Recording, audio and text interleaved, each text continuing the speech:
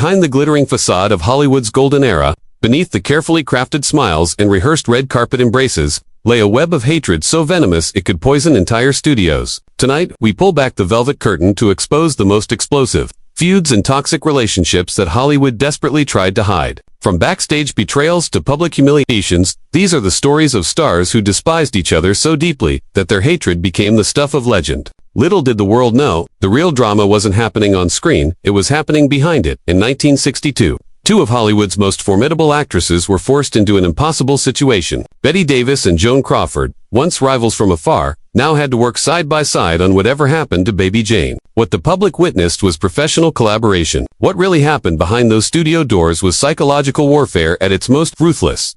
The hatred began decades earlier, rooted in professional jealousy and personal slights that festered like open wounds. Davis, with her razor-sharp tongue and uncompromising artistic vision, viewed Crawford as nothing more than a manufactured star, all glamour, no substance. Crawford, elegant and calculating, saw Davis as a bitter, envious woman whose talent couldn't mask her fundamental lack of femininity. During filming, their animosity reached dangerous heights. Crawford allegedly wore weights in her dress during a scene where Davis had to drag her across the floor, leaving Davis with a permanent back injury. Davis retaliated by kicking Crawford so hard during a take that the older actress required stitches. The crew watched in horrified fascination as two legends systematically destroyed each other. But the cruelest blow came during awards season. When Crawford wasn't nominated for an Oscar but Davis was, Crawford launched a vindictive campaign. She personally called every nominated actress Davis was competing against, offering to accept the award on their behalf if they couldn't attend. When In Bancroft won, Crawford swept onto that stage in a cloud of triumph. Knowing that Davis was watching from the wings, her heart breaking in real time, the feud consumed them both, transforming two magnificent talents into bitter, vengeful women who could never escape the prison of their mutual hatred. Their war didn't just destroy their friendship, it revealed the darkest corners of human ambition and the price of fame when ego becomes everything.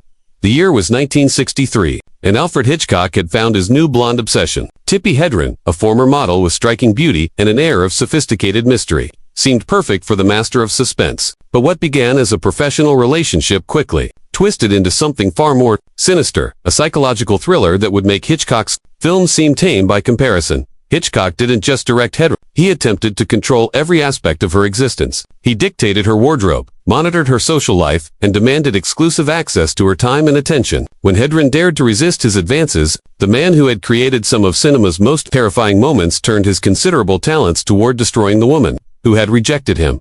During the filming of The Birds, Hitchcock's revenge was swift and merciless. In the famous attic scene, Hedren had been promised that mechanical birds would be used for her safety. Instead, Hitchcock ordered live, trained birds to be hurled at her for an entire week. Hedren emerged from that torture chamber bloodied, traumatized, and broken. The man she had trusted had weaponized his art against her, but Hitchcock's cruelty extended beyond physical harm. He had Hedren under an exclusive contract that essentially made her his professional prisoner. When she continued to refuse his personal advances, he simply stopped casting her in films, effectively ending her career at its peak. For 5 years, one of Hollywood's most promising actresses was held captive by a contract that prevented her from working while denying her the roles that could have made her a legend. Truth about their relationship remained hidden for decades, protected by Hollywood's culture of silence and Hitchcock's untouchable reputation. Hedren's suffering was dismissed as the price of working with a genius. Only years later would the world understand that behind the master of suspense's brilliant facade lurked a predator who used his power to punish a woman for the crime of saying no. They called them the Rat Pack, that legendary group of entertainers who ruled Las Vegas and Hollywood with equal swagger. Frank Sinatra, the chairman of the board, and Sammy Davis Jr., the world's greatest entertainer, seemed inseparable. They performed together, partied together, and conquered the entertainment world as brothers. But beneath their public camaraderie lay a friendship built on a foundation of inequality. And when that foundation cracked, the explosion was heard throughout Hollywood.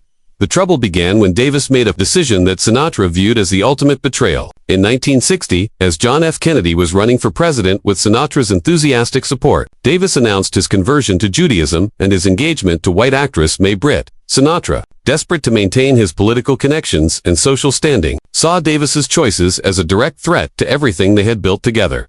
The confrontation was swift and brutal. Sinatra, the man who had supposedly championed Davis's career and defended him against racism, now demanded that Davis cancel his wedding or face exile from the group. When Davis refused to sacrifice his love for Sinatra's ambitions, the friendship that had seemed unbreakable shattered in an instant. But Sinatra's cruelty went deeper than just ending their professional relationship. He used his considerable influence to have Davis disinvited from Kennedy's inauguration, a public humiliation that cut Davis to his core. The man who had called Sinatra his closest friend now found himself persona non grata in the circles where he had once been celebrated as family. For years afterward, Davis suffered in silence, his career damaged by Sinatra's vindictive campaign against him. The other Rat Pack members, afraid of Sinatra's wrath, abandoned Davis when he needed them most. The brotherhood that had seemed so genuine was revealed to be nothing more than a hierarchy where loyalty only flowed upward, and friendship was conditional on absolute obedience to Sinatra's will. In 1958, America had its perfect triangle of tragedy. Elizabeth Taylor, the sultry beauty with violet eyes, Debbie Reynolds, the wholesome girl next door, and Eddie Fisher, the crooner caught between them. What unfolded was a scandal so devastating that it would forever change how the public viewed their beloved stars, revealing that even the most cherished friendships could be destroyed by desire and ambition. Taylor and Reynolds had been close friends, their children playing together, while the women shared the intimate details of their marriages and dreams. But when Mike Todd, Taylor's beloved husband, died in a plane crash, everything changed. In her grief, Taylor turned to Fisher, her best friend's husband, for comfort. What began as consolation quickly became something far more dangerous. The affair that followed wasn't just adultery. It was a systematic dismantling of Reynolds' life by the woman she had trusted most. Taylor, in her selfish grief, didn't just take Reynolds' husband. She destroyed her sense of reality. Reynolds discovered the betrayal not through a confession or confrontation, but through newspaper headlines that announced her husband had left her for her best friend. The public reaction was swift and merciless. Taylor, who had been beloved as much for her beauty as her talent, suddenly found herself cast as the homewrecker, the fallen woman who had destroyed America's sweetheart's marriage. Reynolds, meanwhile, was elevated to martyrdom, the innocent victim of her best friend's treachery. But the most devastating aspect of this triangle wasn't the public scandal or the media circus that followed. It was the complete annihilation of a genuine friendship between two women who had shared everything, only to discover that love could make even the closest friends into bitter enemies. The betrayal cut so deep that even decades later, when both women were grandmothers, the wound remained fresh, a reminder that some betrayals are so profound they can never truly be forgiven.